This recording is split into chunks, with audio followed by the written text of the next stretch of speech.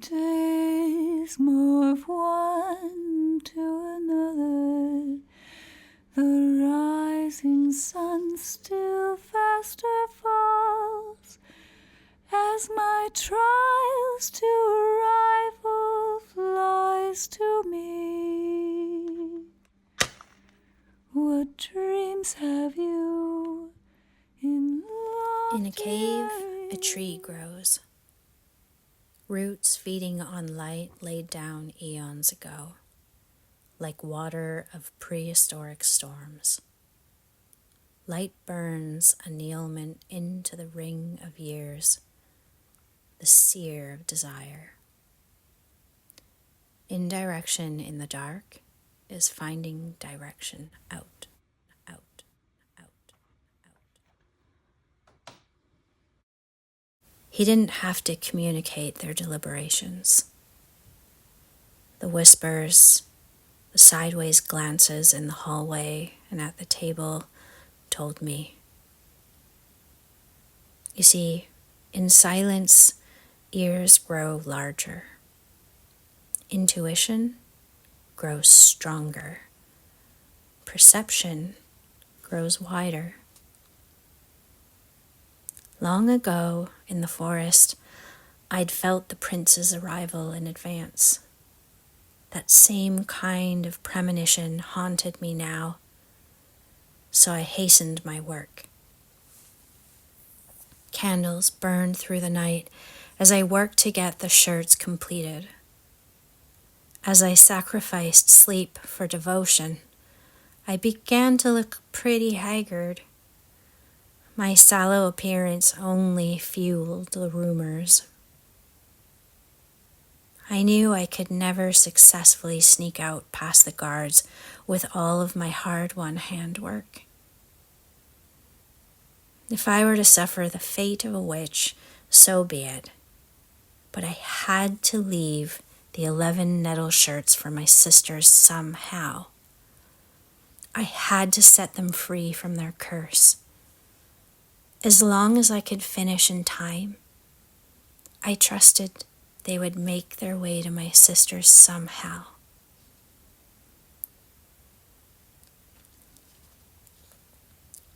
It was the middle of the night when they came for me with torches.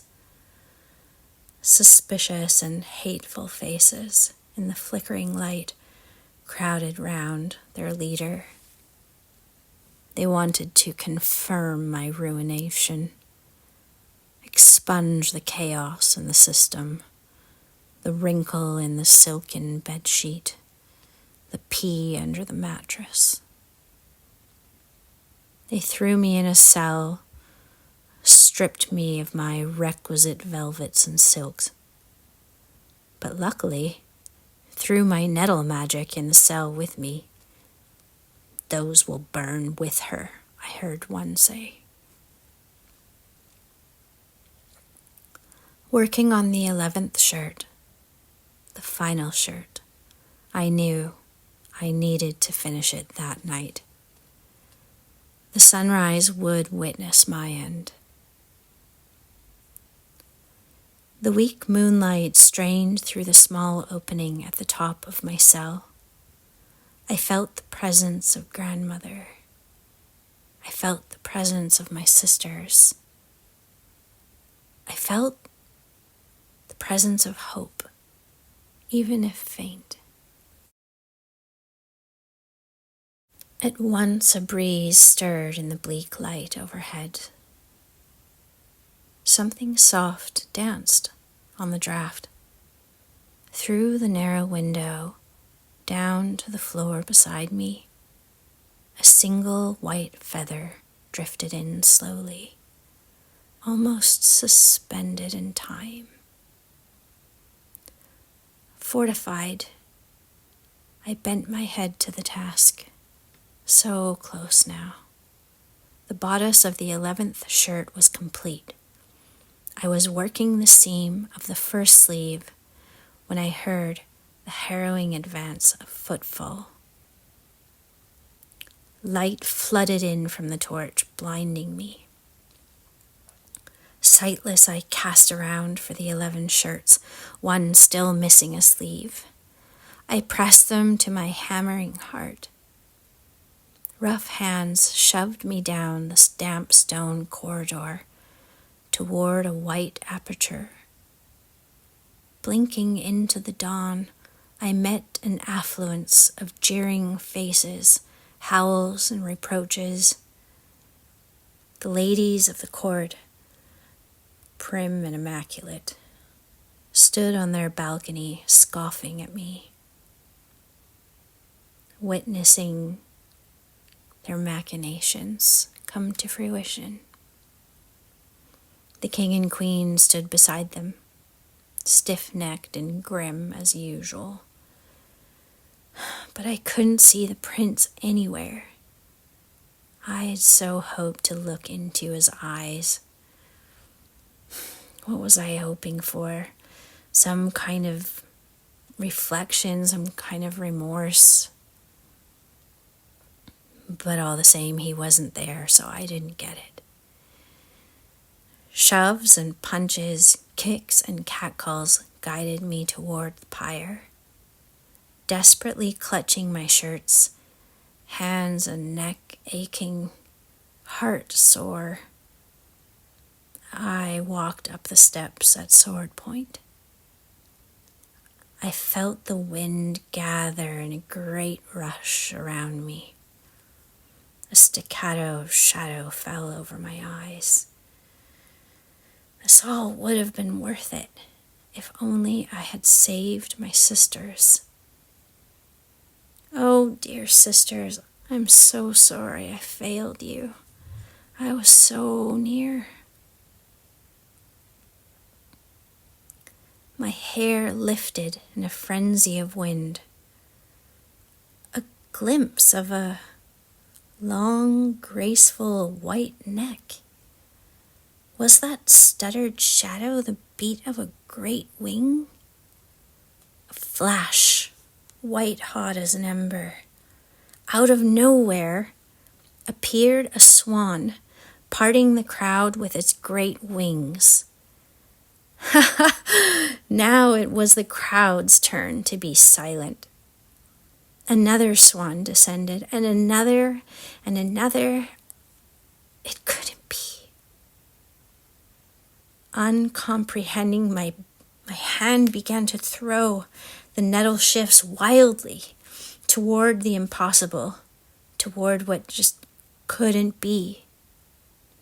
To hell with fate, let the wind decide. I had nothing left to lose. The final swan landed, the youngest.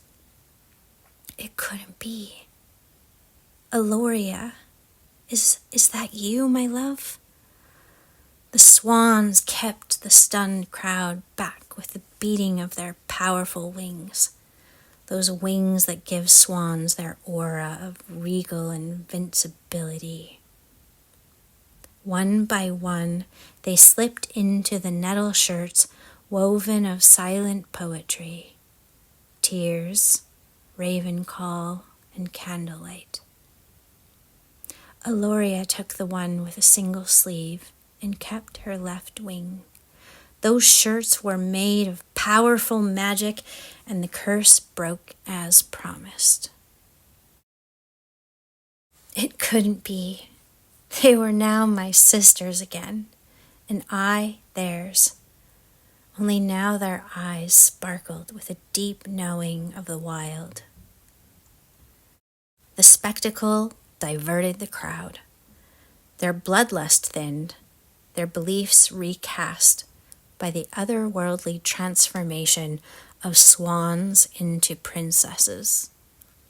My sisters called to the king and said, "We are the daughters of King Sylvan, and this is Rue, the youngest of us. You shall not harm one hair on her head."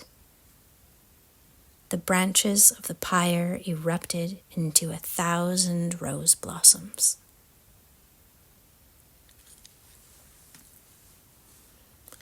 In the days that followed, I learned how, forced to choose between family and me, The prince had chosen to leave his throne rather than agree that I was a witch. He had been imprisoned himself, as he had threatened to derail their plans to execute me. Released now, in the new light of things, we reunited. He asked me to marry him and rule the kingdom together in peace. I gave it a lot of thought. Ultimately, though, despite the formal apologies from the nobles, I decided that the forest was my kingdom. I'd rather hold court with crows and foxes. I chose to return to grandmother's cottage, a place where I could sing the sun up, tend my bees, nap in a secluded sunlit meadow. Aloria lives here with me, far from judgmental glances at her swan wing. We're happy here. With my blessing, my eldest sister married the prince. Once agreed between the two of us, the prince didn't stand a chance. She's a determined one. She keeps the queen mother in line, much to my secret delight.